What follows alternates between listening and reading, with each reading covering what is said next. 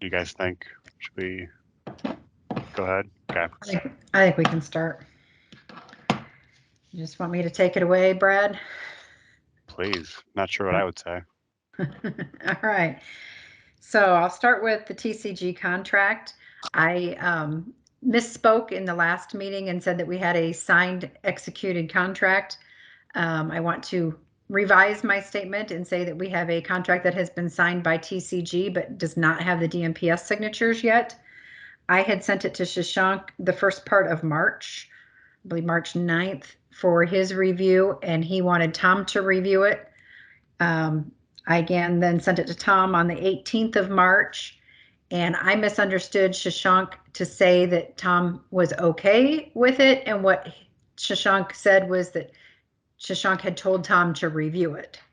I somehow misinterpreted that, so I apologize that I said I had a signed contract, but that's where it's sitting right now. We had made some revisions, like I had said, from the original TCG contract, gone back and forth on just a few things, and that's where it's sitting right now. I anticipate it being signed. Nobody has said that they have concerns with it. But my main things I wanted Tom to and Shashank to look at in the contract were more the deadlines that we had agreed to see if that was going to cause any difficulties and pause with any of the board directives and deadlines that we have for budgeting. So that was the whole reason for that. Again, as soon as I get a signed contract, there's nothing to hide. I will certainly send it to this committee. I just have a partially signed contract right now. So thank you. Yes, that's the update on that. The update from TCG. Mike and I did not meet today. He canceled our meeting. He had a doctor's appointment. I believe he has his surgery coming up, I think on Monday. We're still hashing out some data issues. I think he thinks he has it isolated now. I did some sample calculations for him last week and went through some active participants and projected out what their DMTRS benefit would be at their normal IPERS retirement age, just as a comparator. Our actuary from the plan, Larry, had also provided some data. Those two numbers, my numbers and Larry's numbers, weren't agreeing. I think it all boils down. I think Mike has figured out what he asked Larry was something different than what he asked or what he thought he asked for. So I believe Larry provided him DMTRS benefits for everybody at age 55, and I was doing at their normal IPERS retirement age. Therefore, there was definitely a discrepancy. So I think Mike thinks that's what his issue is in his spreadsheet, and he was going to work through some of those issues. So again, he said if that is not the issue, then he thinks it's going to take a lot more work and a lot more of my involvement. So I'm hoping that that was the issue, to be 100% honest. Just for timing wise, in order to get this to resolution, I don't want to have a lot of involvement on our part and a lot more back and forth. I'm hoping that this is the answer. So that's where I'm at on that. Things out the window. What was that, Blake? So Kathy, I was going to ask on the when you're looking at the costing sheet, the spreadsheet, are they only doing the current employed actives, or are they also doing something for the inactive actives? They are only doing the active actives right now. Yes, and that I believe that is the intention, because you know, we want to reward those who are continuing to work for us and make contributions into that plan, not those who have left our employment 10 years ago and haven't taken their money. So I believe that is the direction we have provided them and will continue to provide them. Let's see. Lola had sent me an email earlier, and I apologize, Lola and Barb, that I did not address this well. Lola and Barb had brought up if TCG was going to do some work around doing the same projections for the current retirees. And I originally said that wasn't in the scope of the original assignment or contract and engagement, but I would check with Tom and Shashank. In talking with TCG, they've indicated that they don't think they need that information in order to proceed with their work, and that they have a good understanding of where those gaps are and what they look like right now. However, if when they proceed through step or phase 2, if they feel like they need that information, we'll certainly provide them the information in order to help them do that calculation. The model is already developed, so adding additional people to the model is not a high cost item by any stretch of the imagination. The development of the model was what actually the investment is in. So again, I apologize if I didn't answer that before. There was also something that was brought up in Lola's email, and I wanted to talk about this a little bit as a committee, that the retirees, Lola had mentioned, are feeling very unsettled because they're unsure what the district has planned for them. And I think that that statement concerns me because I really don't want retirees to feel like there is an intention of decreasing benefits or doing harm to any retiree. That is not the intent in any way, shape, or form.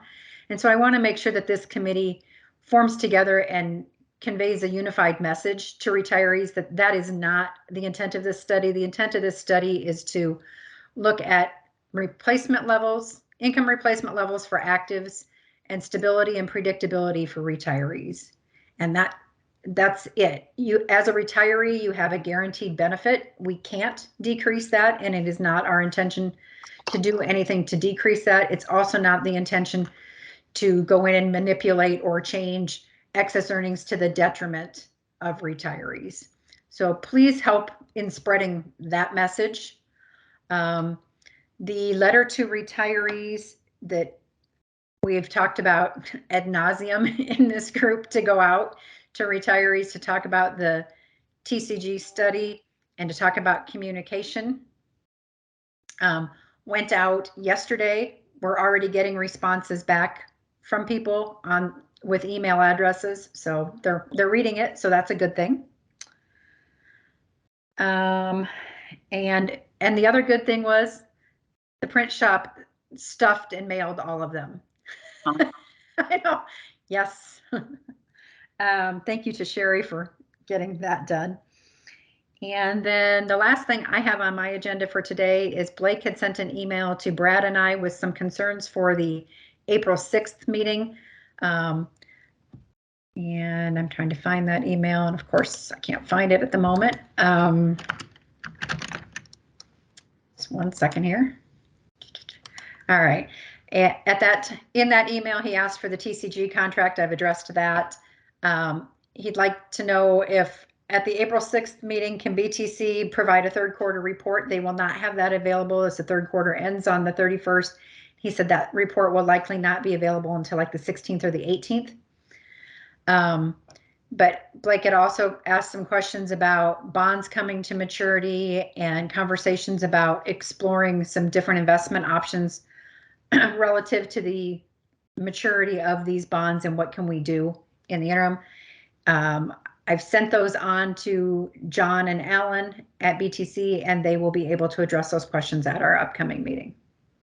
So that's what I have on my agenda for today. I don't have a lot of internet. Lola, go ahead. I just want to thank you very much for addressing the retirees' concerns, responding to my email, first of all, and then addressing our concerns in the meeting. I know when they hear it from you, that's 100% better than hearing it from we retired members. So thank you again. You are welcome. And if there's anything, ever, invite them also. They can attend these meetings. They're public meetings. They can attend. If they have questions, they can also, reach out to any of you. And thank you for so graciously allowing me to put your email addresses into that letter so they can reach out to you retirees, and we'll go from there. On the April 6th meeting, are we also going to discuss the extra actuary report that we've had for a while and haven't talked about? The one that we paid $20,000 to do and just what that information meant?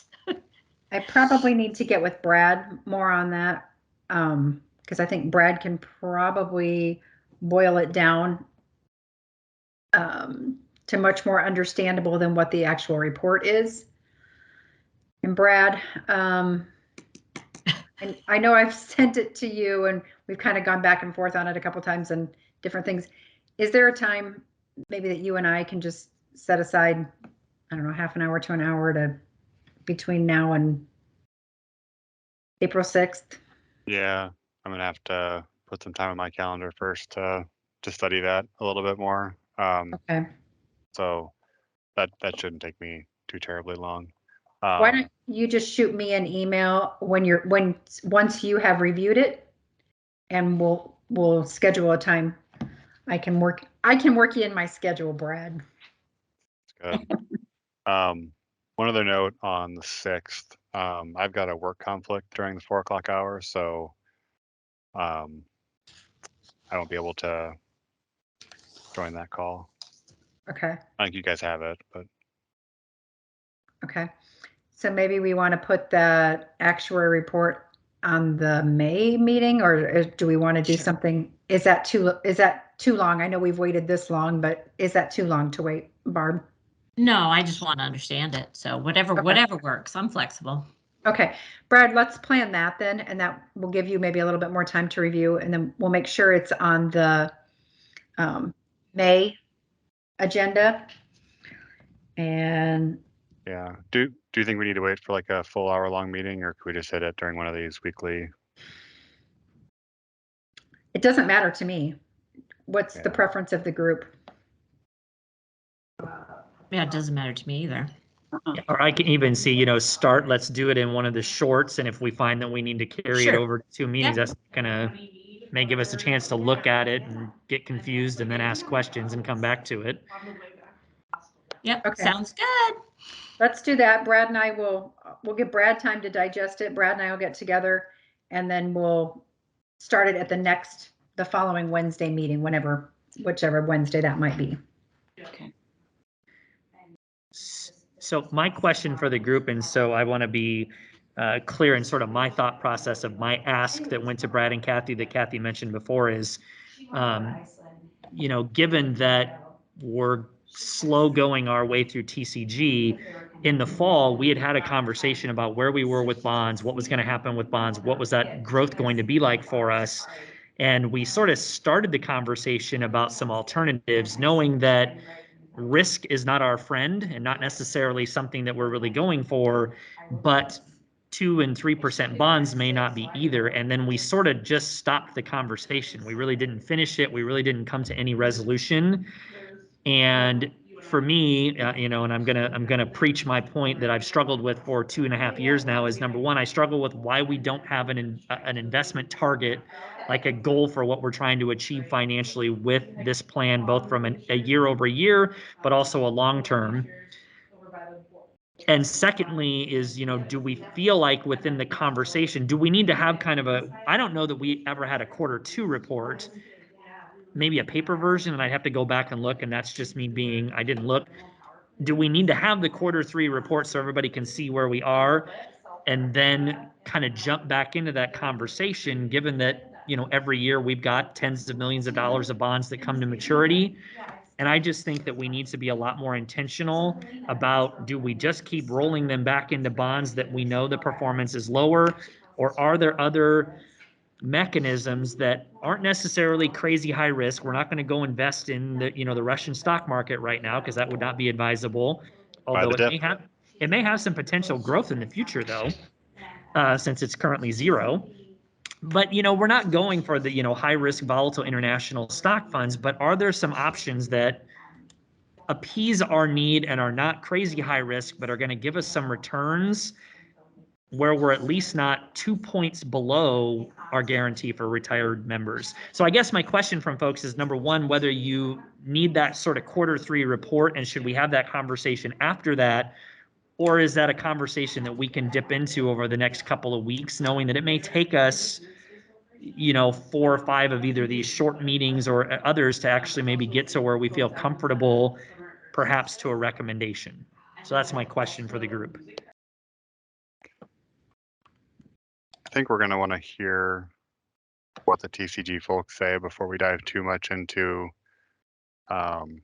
alternative strategies around investments, be that, a different asset mix or a different philosophy, whether that's like return targeting or what have you. So I think, you know, we probably want to get a report on that before moving too far down the road. With regard to the reports, I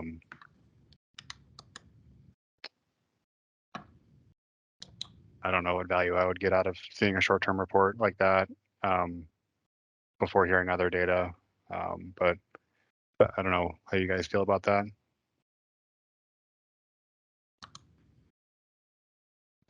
I apologize for being late. I had a staff meeting again this week, but that should be the last one for a while.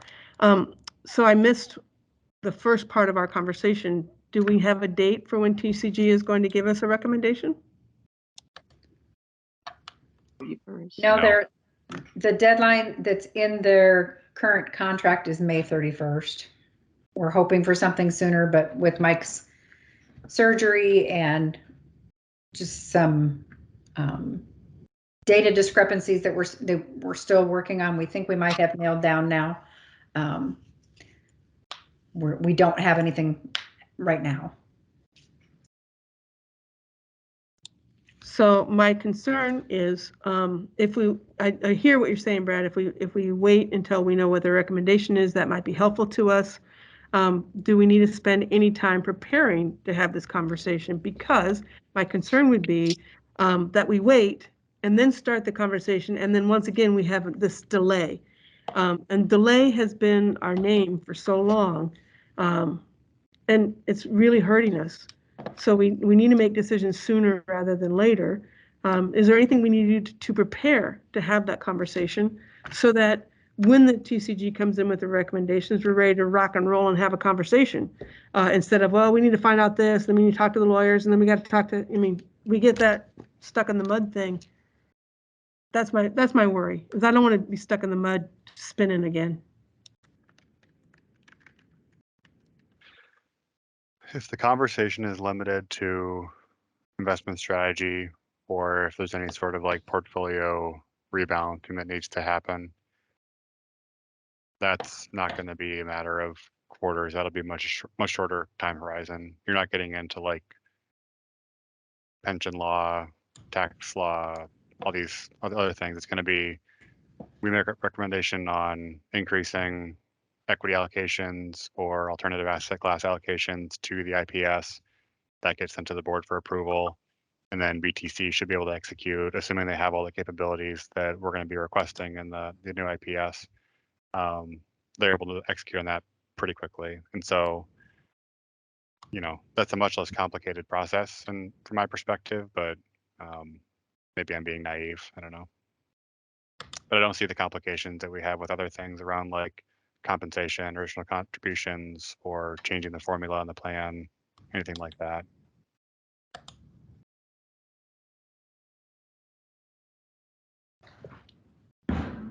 No, I would say my desire is number one is in the short term is dealing with bonds that we know are coming to maturity that are not going to likely be, renewed's not the right word, but when they're then taken back out to be a new bond, we know what the rate of return is, and we also know then the commitment that we're stuck with.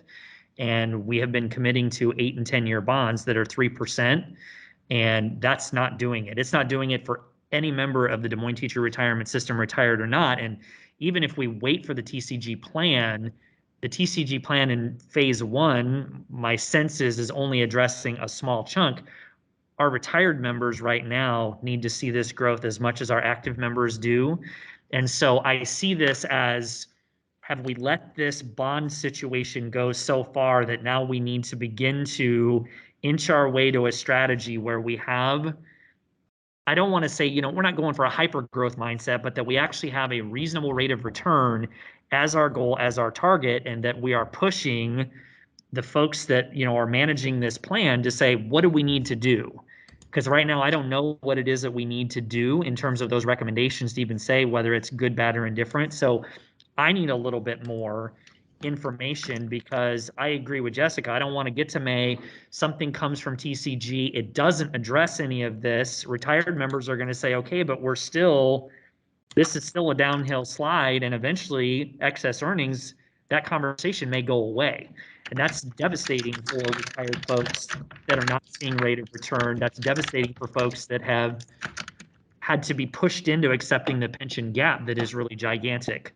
Like I just feel like now we have a big O to the members of this plan to do what it's supposed to do, which is to function to provide an adequate, substantive, fair pension to folks, and we have not achieved that, and our investment policy right now is not doing it.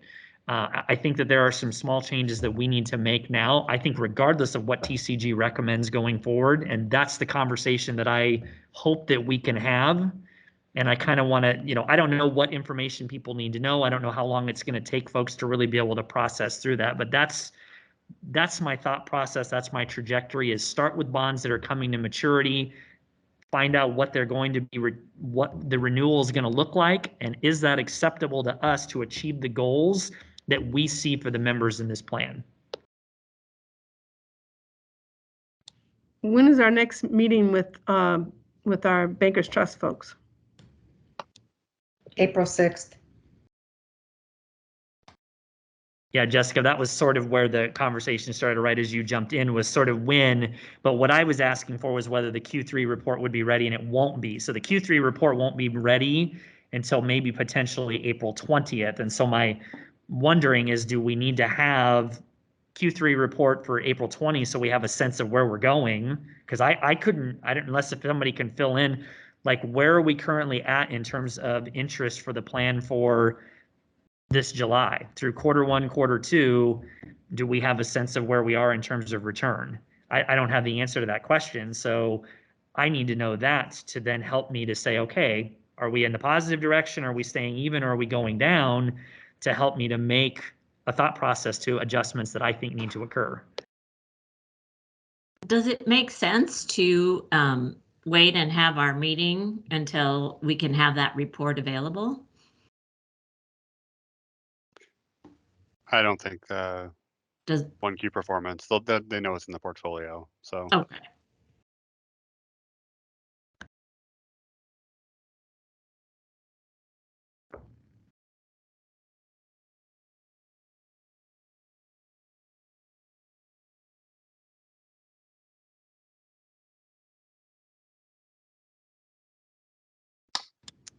anything else?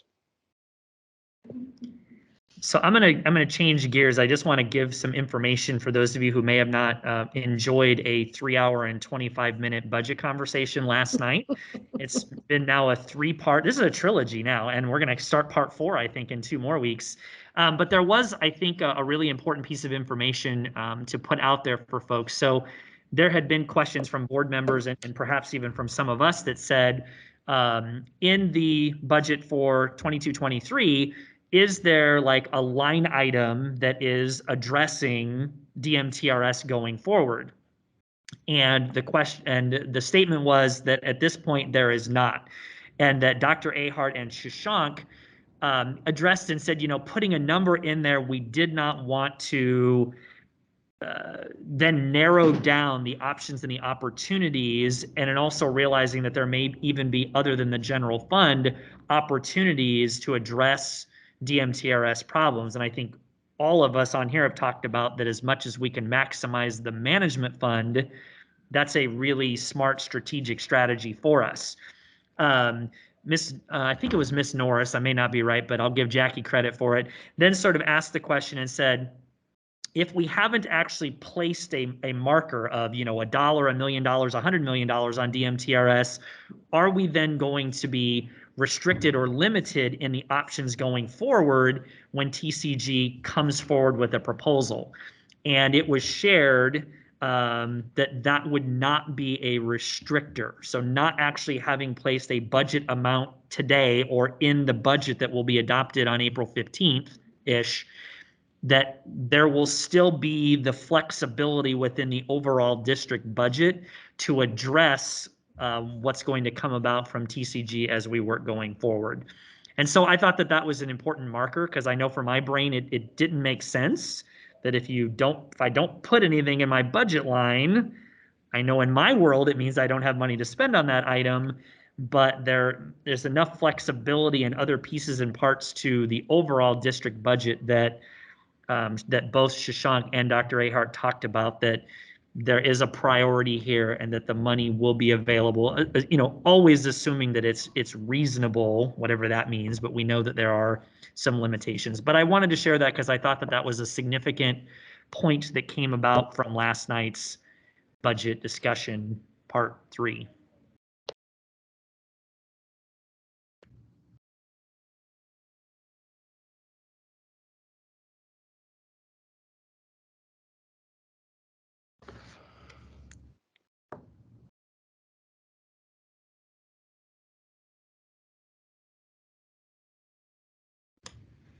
I have nothing further.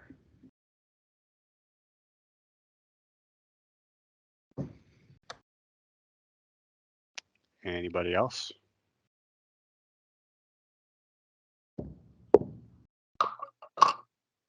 All right. See you next Wednesday.